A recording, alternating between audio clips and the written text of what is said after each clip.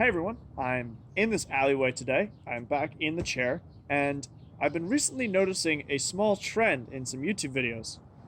Lots of filmmakers are discussing their really bad first film.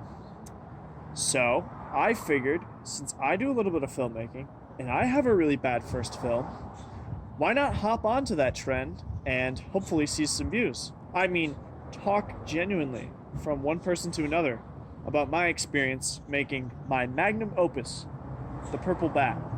Why did I decide to make a movie? Well, pretty simply, it was a school project.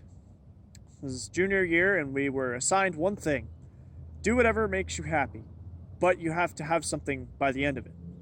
So, considering I loved movies and loved writing, I decided to make a movie, which was a lot more than I thought it was going to be. So, I came up with this, wait for it, brilliant premise.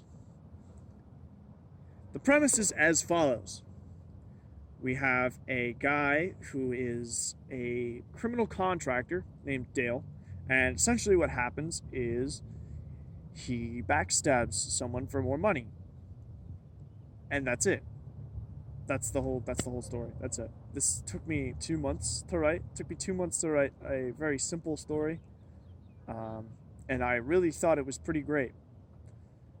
Luckily, I had some friends along the way, and they were kind of able to help me revise and look at the script some more. And while it's nothing I'm really proud of, it doesn't hold a candle up to any of these videos, it was still very exciting to say, this is my script, read it.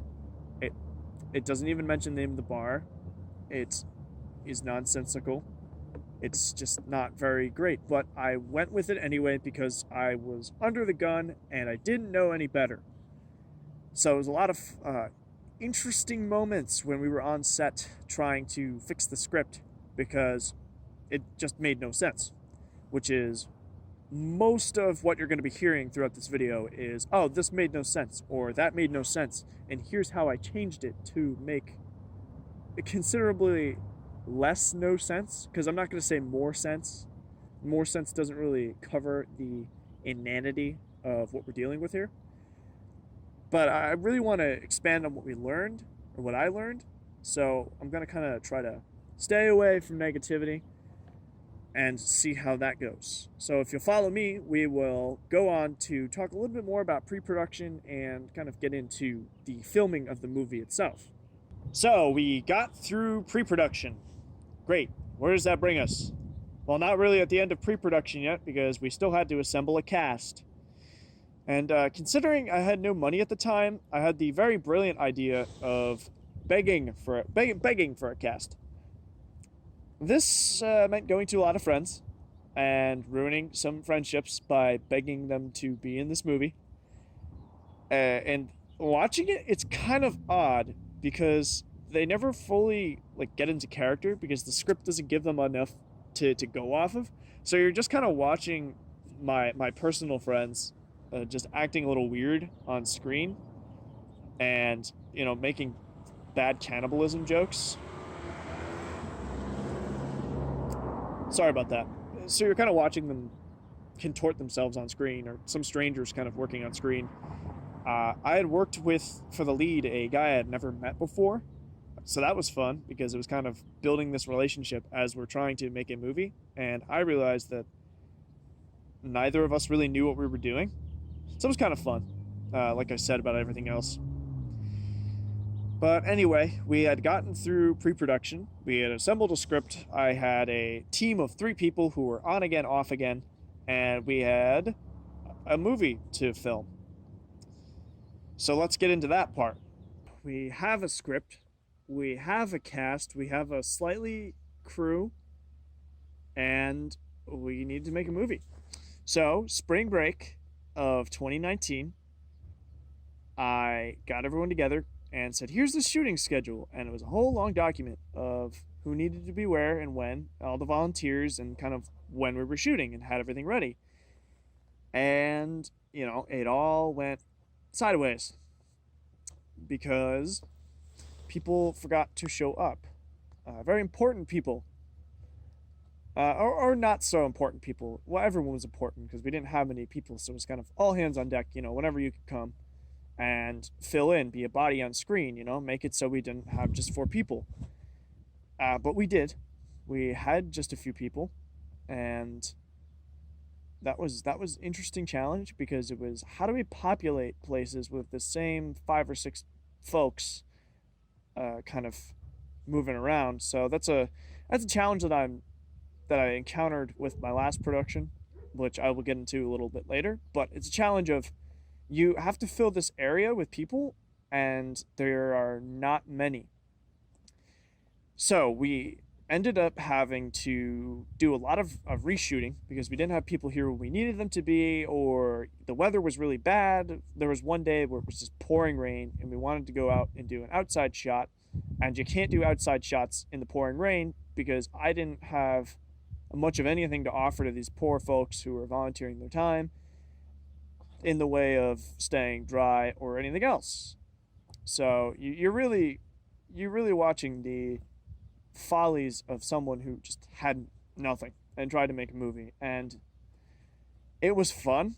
I keep saying it was fun. It was a great time. We had a lot of laughs at the movie's expense, at my expense, at some of the acting's expense, and kind of during production there were some inside jokes and things being shuffled around to still keep the mood light, but as everything went on, we were slowly just getting more and more upset at the way it was turning out, at the script, which was needed changes that I couldn't give it, or the direction and the way some of the shots turned out, and kind of we're sitting in post production with our hands up, just kind of, well, this is what we have.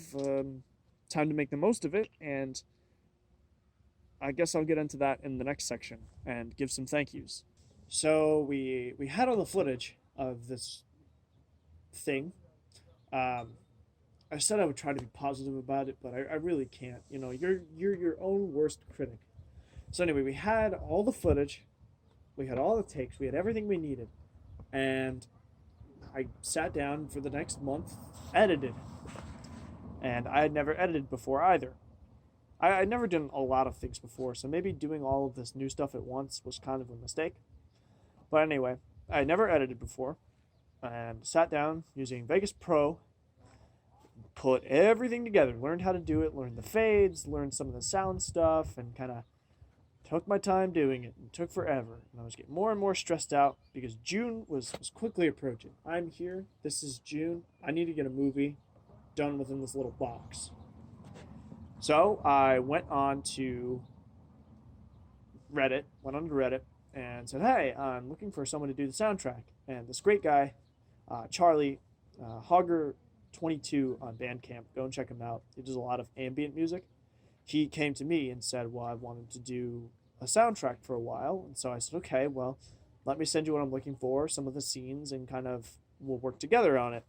And I feel really bad because I, promised him a copy of the movie when it was done. The only thing was, we never finished the movie. The only copy that exists is a very rough. So I'm going to send that to him to kind of make good on that. But it's just, it was never done. The rough has, I think, 2 or 3 seconds of black screens kind of mixed in with some of the footage. The effects aren't done. The audio is very poorly mixed.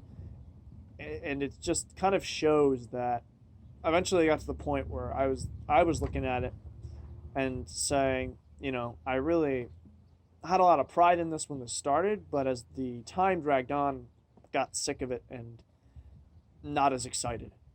So we ended up kind of calling the project as it was, and I had about 3 scenes of the 10 scenes put up and shown for people to watch it, and they kind of enjoyed it, and those were honestly the best scenes from the whole production. And of course it was the first 3, so it kind of shows that I was, the script was fine, but then as the execution wore on, we were kind of running out of gas, and there was no incentive for us to keep going. But that was the post-production of The Purple Bat, and even though it kind of, it wasn't the best thing I will do or have done, there's still a lot that I learned. A lot about saying thank you to people you're working with. I mean, I worked with a lot of great people who sacrificed their time, and they were busy too. I had two other guys that I was working with that were doing their own projects, writing, editing, filming their own projects. So we were kind of working together, and maybe I asked a little more of them than I should have. All of the actors were volunteers. The people that let me film were volunteers, and they were really accommodative and kind of will help you. And I mean, everyone that I had talked with about the project had been very positive and very helpful throughout the entire thing. I had the software donated to me for editing. I had a ton of props. We had prop guns donated to us. We had a lot of help, and I'm really grateful for everyone. If you're watching this or you come across this, thank you for your help. And I'm sorry I didn't really make the most of it, but I promise I will do better in the future. So that's kind of my apology. What about the future? How does that take shape for me after we took half a year making something and realized it just, wasn't great? What does that future look like? Well, I'm just going to get into it here. That future looks like more short films. I've been writing a ton of scripts, and I actually chose one to do called The Futurists, about a girl who discovers this club that predicts the future. I've been very excited about it. I've been working with some of the members who helped me last time on the Purple Bat, and we had a lot of help and kind of knowledge now, and we're all working together on one project and not split out. So that should be coming soon, and with the current climate of quarantine and fear, I hope that I can get a finished product out within a couple of weeks and kind of bring a smile your way and kind of prove how far I've come compared to the fiasco you were just listening to. So, with that being said, thank you for watching. I'm the guy in the chair with the chair today. That is a car passing me. And that's the word of the day, everyone. Just stay positive and stay healthy. I'll be talking to you soon.